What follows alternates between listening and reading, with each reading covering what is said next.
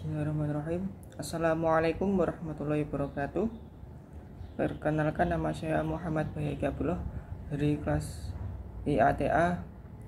Di sini saya akan meresum tugas untuk mata kuliah kajian sanad tentang 7 materi untuk memenuhi tugas UAS. Dengan tema yang pertama ialah sejarah dan kedudukan sanad dalam hadis Nabi.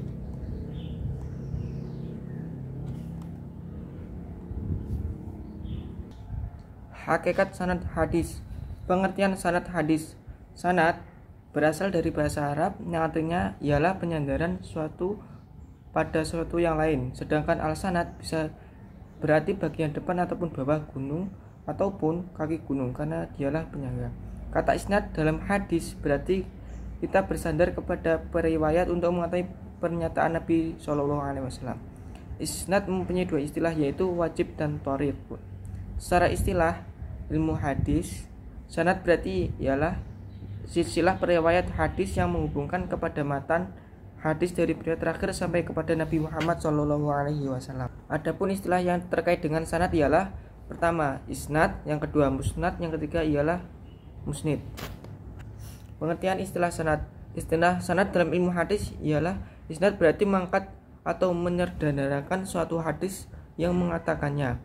Sedangkan menurut istilah dalam hadis ilmu hadis, isnad berarti mengangkat ataupun menyederhanakan suatu hadis kepada yang mengatakannya. Sedangkan kata musnid sendiri ialah isim fa'il dari sanada yang secara bahasa berarti orang yang menyandarkan. Sedangkan secara istilah kata ini berarti ialah orang yang meriwayatkan suatu hadis yang disertai dengan menyebutkan sanad hadisnya. Adapun musnad ialah isim maf'ul yang terbentuk dari kata sanada yang mempunyai arti secara lugawi, yaitu suatu yang dinisbatkan ataupun disandarkan. Kedudukan sanad pada hadis. Muhammad Ibnu Sirin mengatakan, sesungguhnya pengetahuan hadis ialah agama, maka perhatikanlah diri siapa kamu mengambil agamamu itu.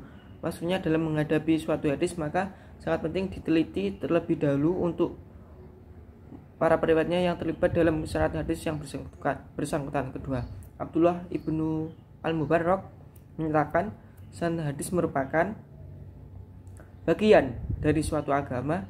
Dari agama sekian sanad hadis tidak ada saya siapa saja yang akan bebas menyatakan apa yang dikehendakinya.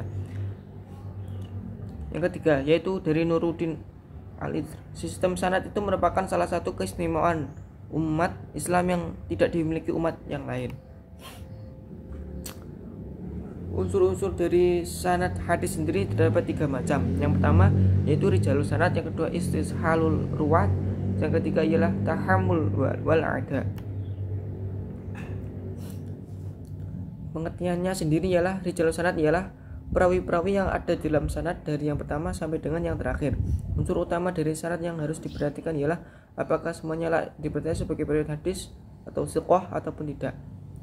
Silsilah sanad atau istihalur ruwat yang dimasukkan dengan bersambungnya sanad adalah tidak terputusnya mata rantai periwayatan dari Rasulullah sampai mukharij atau yang mengeluarkan atau menghibur riwayat hadis dalam sebuah kitab hadis. As-samu wal ada, at-tahammul wal ada ialah metode periwayatan dalam lambang-lambang suatu periwayatan. Adapun yang bab kedua ialah tentang tema kajian matan dan sanad hadis dalam metode historis.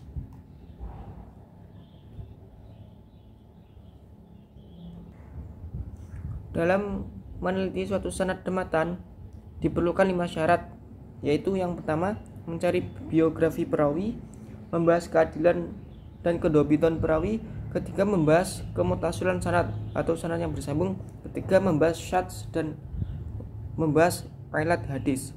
Dalam meneliti matan, maka yang harus diperhatikan ialah meneliti matan itu sendiri dengan melihat kualitas sanadnya.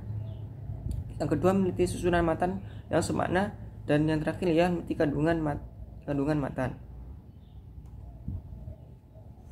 Perkembangan dan pengaruh sanad. Perkembangan dan pengaruh sanad sendiri terhadap klasifikasi hadis pada gejala umum dapat diklasifikasikan bahwa pada tingkat sahabat jumlahnya lebih sedikit dibandingkan pada tingkat tabi'in, dan pada tingkat tabi'in lebih sedikit dibanding dengan tingkat tabi'in, dan seterusnya sampai pada tingkat jumlah yang cukup banyak.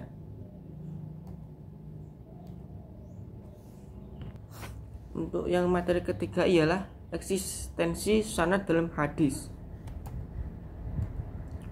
Pengertian sanad secara bahasa, sanad berarti sesuatu yang dijadikan pegangan, sesuatu yang tinggi dari bumi dan yang menghadang di gunung.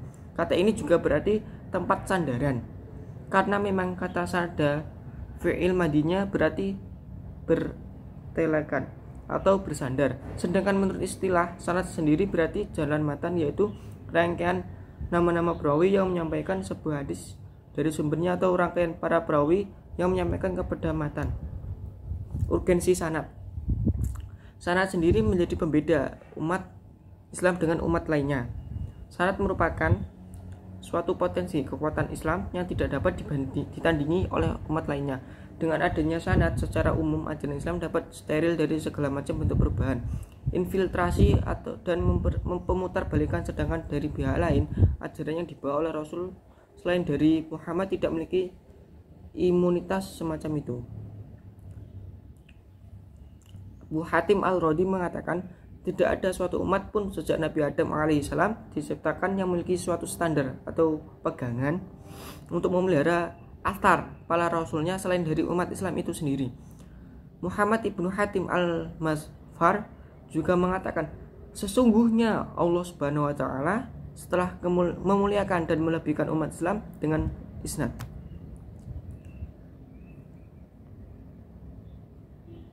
Awal penggunaan sanad dalam hadis. Pertama, penggunaan sanad sebelum Islam. Tradisi sanad dalam Islam, kejujuran perawi, perjalanan panjang untuk memastikan sanad, perkembangan studi sanad, kritik terhadap pandangan, usaha sanad dan hadis, upaya untuk maksimal selektivitas, keseriusan, metode analisis, kajian mendalam, validasi hadis. Pengaruh sanad terhadap nilai hadis. Pentingnya sanad, peran sanad, kriteria sanad, penolakan sanad. Hadis dan hadis maudhu. Sanad sebagai pengayom matan hadis, peran sanad sebagai benteng, peran kritik sanad dalam membangun hadis palsu, studi sanad dalam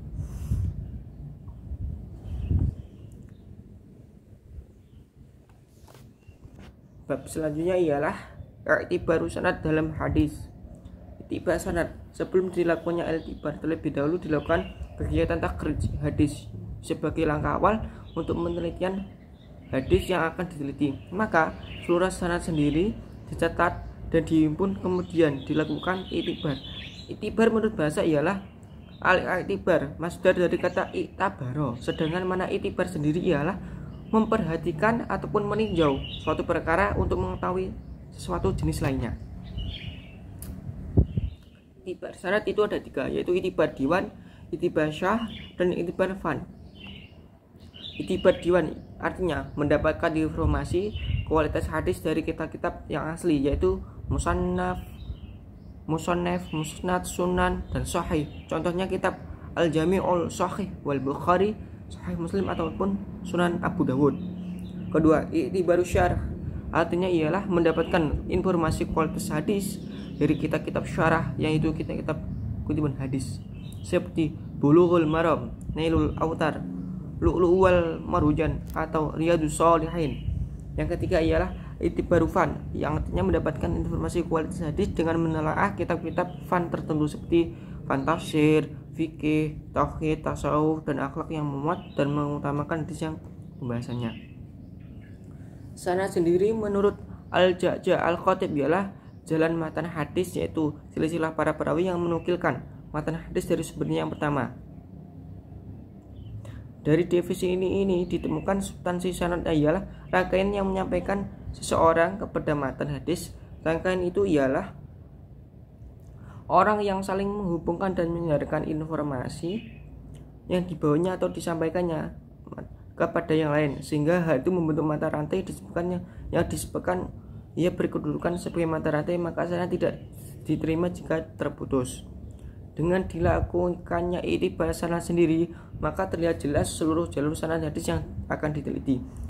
Demikian juga nama-nama periwayatnya dan metode periwayatan yang dinukan oleh masing-masing periwayat. Jadi kegunaan iktibar sendiri ialah untuk mengetahui keadaan suatu sanad hadis seluruhnya yang kita lihat dari ada ataupun tidak adanya pendukung berupa periwayat yang berstatus mutabi atau syahid. Syahid menurut bahasa yaitu orang-orang yang menyaksikan. Menurut istilah ialah suatu hadis yang matanya mencocoki matan hadis lain yang diriwayatkan dari jalur sahabat. Dalam istilah ilmu hadis sendiri, syahid bisa diberi kata jamak dengan syahid, ialah periwayat yang berstatus pendukung yang berkedudukan sebagai dan untuk sahabat Nabi, ataupun perawi yang berstatus pendukung yang berkedudukan sebagai sahabat dan untuk sahabat Nabi. Menurut ulama hadis yang lain, hadis syahid ialah hadis yang perawinya sesuai dengan perawi hadis dari sahabat yang berbeda-beda, dengan menggunakan matan yang menyerupainya dalam hal lafal dan maknanya secara keseluruhan atau dalam maknanya saja. Dapat disebutkan syahid itu terbagi menjadi dua, yaitu syahid lafaz dan syahid ma'nawi. Syahid lafaz di sini sendiri ialah hadis yang menguatkan matan hadis lain secara lafal, sedangkan hadis syahid ma'nawi ialah hadis yang menguatkan matan hadis lain dari segi maknanya saja. Mutabi secara bahasa dalam isim fa'il dari kata taba'a yang berarti wafaqo, bermakna sesuatu ataupun yang cocok. Mutabi itu terbagi menjadi dua. Mutaba'ah itu menurut bahasa sendiri itu berasal dari kata masdar dari taba'ah. Istilah yaitu berkongsi seorang perawi dengan lainnya pada periwayatan hadis. Mutabi'ah ada dua macam, yaitu mutaba'ah timah, yaitu yang sama-sama perawi dalam periwayatan hadis didapati dari awal sanad. Kedua, mutaba'ah qasyirah, yaitu sama-sama perawi dalam periwayatan hadis yang didapati pada pertengahan sanad.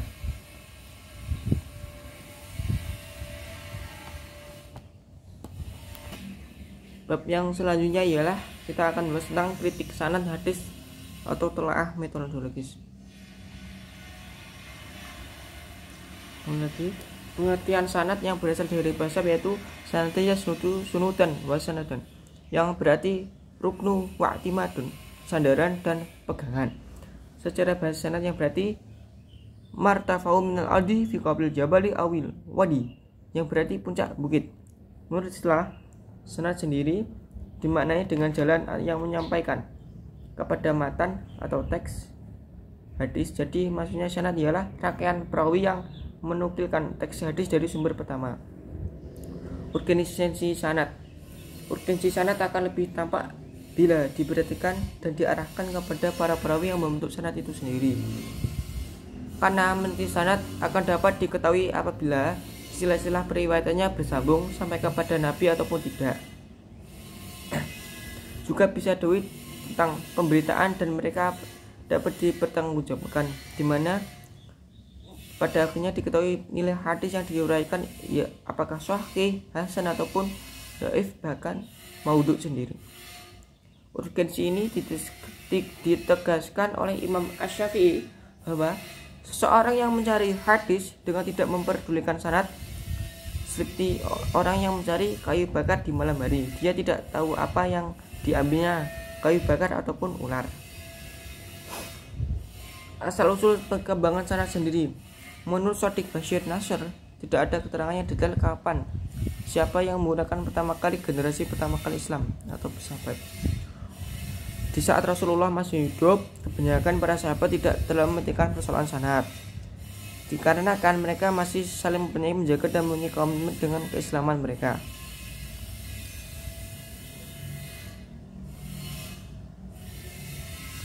Karena itu merupakan suatu hal yang wajar apabila dalam menyampaikan suatu berita ataupun hadis sendiri mereka menggunakan ungkapan Nabi berbuat begini begitu atau Nabi berkata itu metode seperti inilah yang kemudian menjadi cikal bakal keluarnya sistem sanad. Metode kritik sanad hadis. 5 kriteria keaswahikan sanad ialah istihalul sanad atau bersambungnya sanad, perawi adil dapat dipercaya, perawi dapat hafalannya kuat, tidak dari syad, yaitu bertentangan dengan hadis lain yang derajatnya lebih tinggi, terdiri dari alat ataupun cacat. Mengklasifikasikan hadis. Di samping menjaga orisinilan hadis itu sendiri, mengklasifikasikan hadis ini bertujuan untuk memudahkan dalam proses identifikasi seperti hadis sahih, hasan maupun dhaif. Penelitian sanad hadis. Pertama-tama untuk melakukan penelitian sanad ialah mengumpulkan seluruh sanad hadis tersebut dan kemudian melakukan iktibar sanad dengan cara pembuatan skema seluruh jalur sanad. Yang kedua langkahnya yaitu berupa meneliti perawi dan metode penyewatan yang mereka gunakan.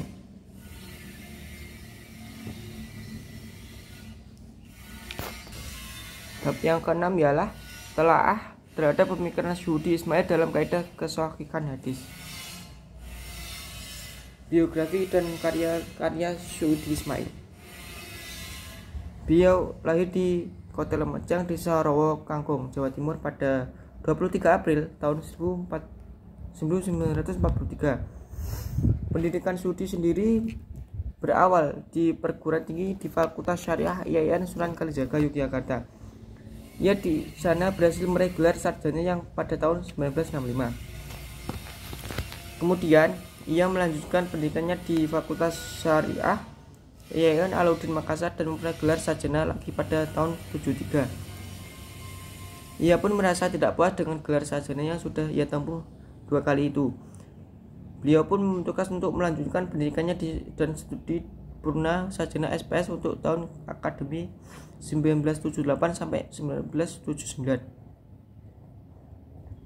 Syuuti sendiri wafat pada tahun 1995. Salah satu karyanya yang terkenal ialah buku yang berjudul Hadis Nabi yang tekstual dan konstekstual. Pemikiran Syuuti Ismail tentang isnad sanad. Pertama, mencatat semua nama periwayat dalam surat yang diteliti. Kedua, mempelajari sejarah hidup masing-masing periwayat. Ketiga, meneliti kata-kata yang menghubungkan antara para periwayat dengan periwayatan yang terdekat dalam sanad. Yani apakah kata-kata yang terpakai berupa hadasani, hadasana, akhbarona ataupun kata-kata lainnya. Matan. Langkah-langkah sistematis dalam penelitian matan sendiri ada 4, yaitu meneliti matan dengan melihat kualitas sanadnya, meneliti susunan lafaz yang semakna, meneliti kandungan matan. Yang keempat ialah menyimpulkan hasil penelitian. Acuan yang digunakan ialah kaidah kesahihan matan hadis itu sendiri. Adapun kaidah mayoritas bagi matan yang sahih ialah terhindar dari syadz dan ilat. Profil dan metode penyusunan buku kaidah kesahihan sanad hadis. Dalam pernyataannya, pengantarnya Quraisyhab mengatakan bahwa Syuuti Ismail dalam meneliti telah berhasil membuktikan bahwa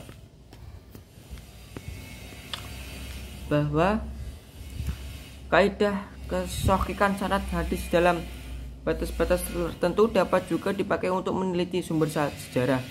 Demikian pula sebaliknya, dalam batas-batas tertentu ketik eksternan dalam ilmu sejarah dapat dipakai untuk meneliti hadis.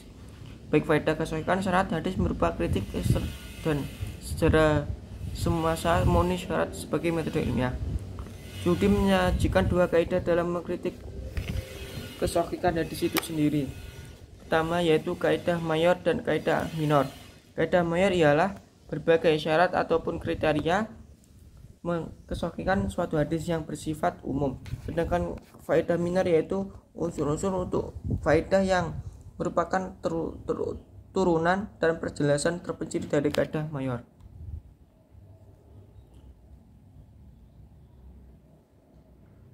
Unsur-unsur kaidah mayor dalam kesahihan itu ada 3 macam, yaitu sanad yang bersemu. Adapun kaidah minornya itu mutasil atau musul, marfu, mahfuz, bukan mu'al atau bukan yang berilat. Periwayatan bersifat adil. Adapun kaidah minornya itu beragama Islam, mukalaf, melaksanakan ketentuan agama Islam, memelihara dan muru'ah. Ketiga, periwayatan bersifat dobit atau tamul dobit hafal dengan baik hadis yang diriwayatkan, mampu dengan baik menyampaikan hadis yang dihafalkannya kepada orang lain, terhindar dari syad dan terhindar dari ilat. Kesahihan syarat dibagi menjadi dua, yaitu periwayatan primer dan periwayatan sekunder. Sedangkan periwayatan primer sendiri ialah berasal dari kesaksian dengan mata kepala sendiri atau indera lainnya. Periwayatan ini dalam periwayatan hadis pasti berasal dari sahabat. Periwayatan sekunder yaitu periwayatan yang tidak langsung disaksikan ataupun dialami oleh rawi. Periwayatan semacam ini dalam ilmu hadis mungkin berasal dari sahabat, mursal sahabi, dan mungkin berasal dari bukan sahabat. Kesamaan dan perbedaan dalam tujuan ilmu sejarah dan ilmu hadis menurut keadilan sahabat, syarat kritikus riwayat hadis al-jarh wal ta'dil, norma periwayatan hadis, kultus riwayat, cara menilai hadis, berita atau ungkapan. Sami'tu Rasulullah SAW dengan qala Rasulullah SAW. Tapi yang ketujuh ialah kedudukan sanad atau transmisi hadis Nabi menurut para ulama klasik. Para muhaddisin dalam mengkritik sanad itu dibagi-bagi. Yang pertama, hal-hal yang menyangkut diri para perawi yang berupa kualitas pribadi perawi atau adalah. Yang kedua ialah kapasitas intelektual perawi atau dobit. Kedua, hal yang menyangkut sanadnya sendiri yaitu ketersambungan atau keputusan sanad, istisal al-sanad wal inqita'uhu, syuzuz sanad dan ilat sanad. Kualitas pribadi perawi adalah, untuk diterimanya periwayatan, seorang perawi harus bersifat adil. Adil yang berarti bersifat yang meresap pada diri seorang yang perawi, yang mengharuskannya membiasakan diri hidup dalam takwa dan selalu menjaga muru'ah atau wibawa, serta menjauhi perbuatan dosa dan hal yang merusak muru'ah. Yang kedua yaitu kapasitas intelektual perawi dobit. Intelektualitas perawi harus memenuhi kapasitas tertentu sehingga riwayat hadis yang disampaikannya dapat memenuhi salah satu unsur hadis yang berkualitas sahih sendiri.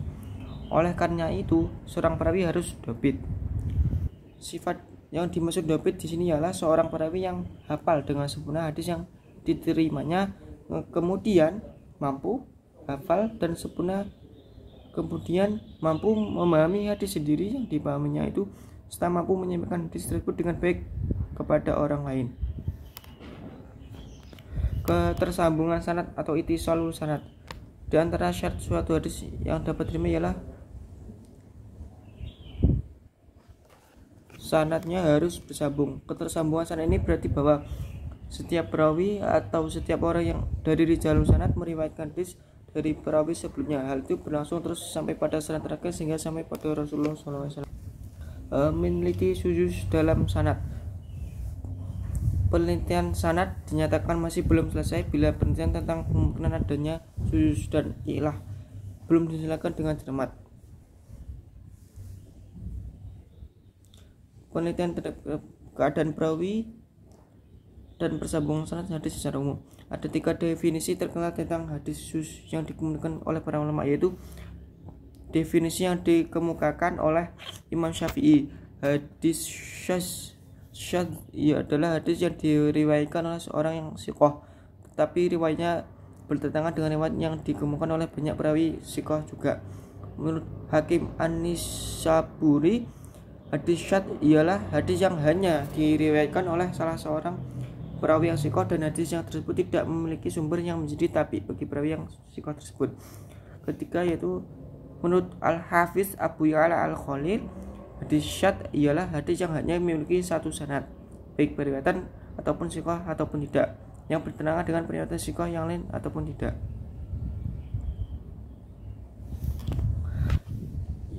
Terus selanjutnya ialah meliti ilah dalam sanad. Yang dimaksud dengan ilah di sini adalah faktor abstrak yang menodai hadis sehingga merusak kesahihannya. Menurut para ulama ilat hadis pada umumnya dapat diketemukan pada syarat yang tampak mutasil dan marfu tetapi kenyataannya mauquf walaupun sanadnya dalam keadaan mutasil. Sanad yang tampak mutasil dan marfu tetapi kenyataannya masih mursal walaupun sanadnya dalam keadaan mutasil. Dalam hadis itu telah terjadi kerancuan karena tercampur dengan hadis lain. Dalam sanad itu terjadi kekeliruan penyebutan nama perawi yang memiliki kemiripan dengan perawi yang berbeda kualitasnya. Demikianlah yang bisa saya sampaikan untuk meresum tugas kajian sanad ini untuk melengkapi materi UAS. Kurang lebihnya mohon maaf. Bila ada salah kata mohon dimaafkan. Hadanallahu wa iyyakum wal afa minkum. Assalamualaikum warahmatullahi wabarakatuh. Subhanakallahumma wa bihamdika asyhadu an la ilaha illa anta astaghfiruka wa atubu ilaik.